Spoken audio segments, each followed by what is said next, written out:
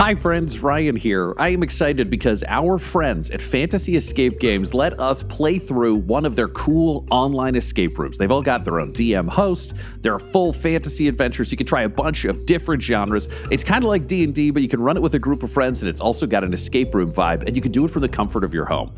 So we've got a sample of us, me, Tyler, and Laura playing through one of their adventures as Butthole, Quinny, and Alan from Dum Dums and Dragons.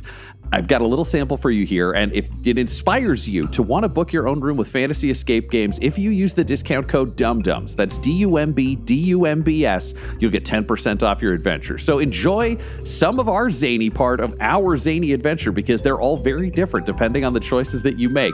And just for a little bit of context, we have gained the ability to turn into different animals and summon some magic using some different words. Enjoy. I will imbibe the rest of my fairy dust. The rest? Okay. That's a lot. Yeah. So, I mean, you have like an entire handful, right? So you're... Cool. Yeah. Okay. Yeah. So that's not that chill, much. Guys. I am so chill. The world is his moment. This is Quinny's Scarface. Just yelling like, "You want to get door? Let's get door." I'm getting all weird. I moonwalk over to the door. And start just feeling the wood grain and stuff like that, just sliding my hands around it and feeling like the rivets in the metal. And then I want to open the door if I can. Sure. Yeah. You're not sure if it's the moonwalk that's doing it or the copious amounts of fairy dust that you just ingested. But as you approach the door, no pain, and the rest of you can see no raisoning. He's so high, but he seems fine. You get to the door and just kind of moonwalk through it. The door itself not closed by any strong lock. Merely this rune on the door, and getting close enough to break the seal causes the magic to completely dissipate. As the magic kind of fades away, you moonwalk into the next hallway. That's good. This door puzzle was so tense, I could hardly bear it. I say, winking at Alan with my bare eyes. In the room to hear that. Alan puts her hand on, but kind of pats him on the shoulder and just pushes him through the door. He lets you. He's a bear, so he's heavy, but he'll go with it. So getting closer, kind of in the doorway of the next room, you see this apprentice wizard, it looks like. Rather young fellow, maybe 16, 15 years old. He looks to be studying these potions with great intent. So much intent that he did not hear you approach. So you have the first move. And Butthole looks to the other two, and he tries to mime out like a fairy flying in, and then evil magic, and then the fairy getting stuck. And then he points to that guy, and he points to his head like, "I know what he did." Yeah. And then he mouths breathing fire, and then a question mark hands.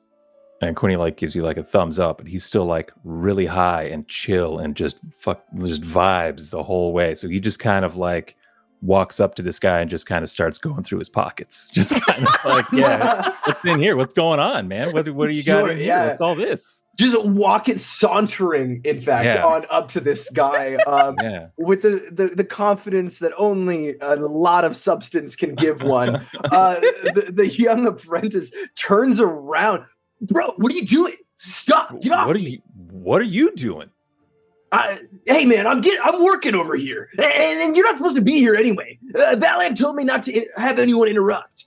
Okay, so this guy's an evil piece of shit. So we can just He mutters something under his breath, and a burst of wind causes you to fly back all the way to the far end of the hallway, tumbling head over heel. It's definitely enough to sober you up. And the rest of you all kind of fall into a dog pile at the far end of the hallway. And stay out! Yeah, that's what he thinks, and I turn into a fucking snake, and I slither forwards because he can't blow me with wind because there's nothing to catch. I'm all round and I'm on the ground. Oh, I'm straight up a hippopotamus right now. And I'm Quinny Brownbarrow, halfling, walking behind a hippopotamus.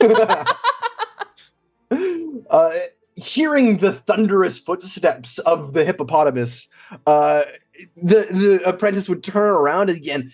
"I told you guys, it's not going to end well for you." Hodena. And this is at him, yes? 100%. Oh, yeah, Alan's not nice. Saying Hodena before he has a chance to get out his spell, a burst of fire would immediately make contact with him, igniting his clothes on fire. You can see him conjuring these bursts of wind over and over again to cause the fire that is currently enveloping his clothes to be put out. It is fanning the flames a little bit, but he's making progress. However, he is Hodena. with turning himself. Hodena. All right, yeah, we're doing that. Hodena. In the back, just said, "Wizard fight, wizard fight, wizard fight."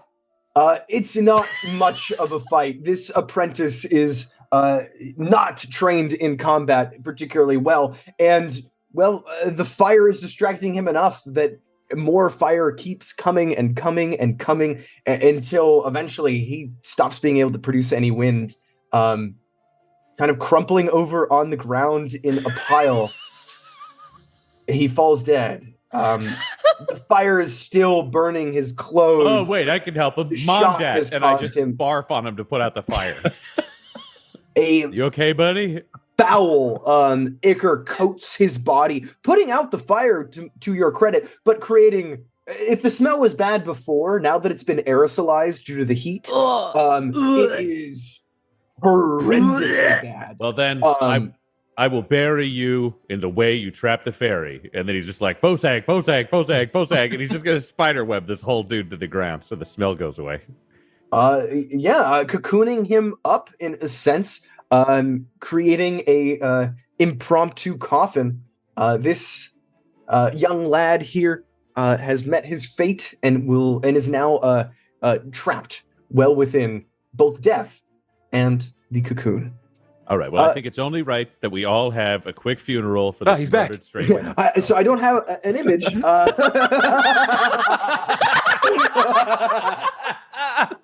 I think we should all go around and say one nice thing about this rude apprentice who threatened us. Alan, you go first.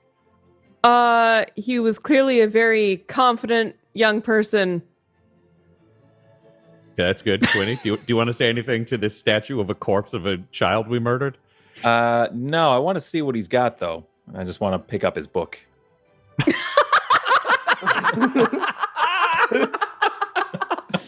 All right, so what I'll say about him was very focused on work. It might have been unhealthy, but at the same time, ambition is an admirable trait.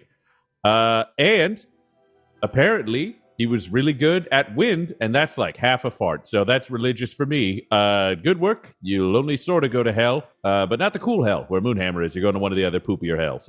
Quincy, do you want to say anything nice about this teenager you may have known that we just murdered? So that was a part of our journey through Fantasy Escape Games. Please go enjoy your own. You'll have a totally different, totally cool experience. Maybe you'll have some similar moments to that little clip, but they're going to be different because they're going to be yours. And I don't think you're going to do exactly what we did at any point. So if you're looking for a discount code, it's DUMB, DUMBS. If you use that when you book, it'll get you 10% off your experience.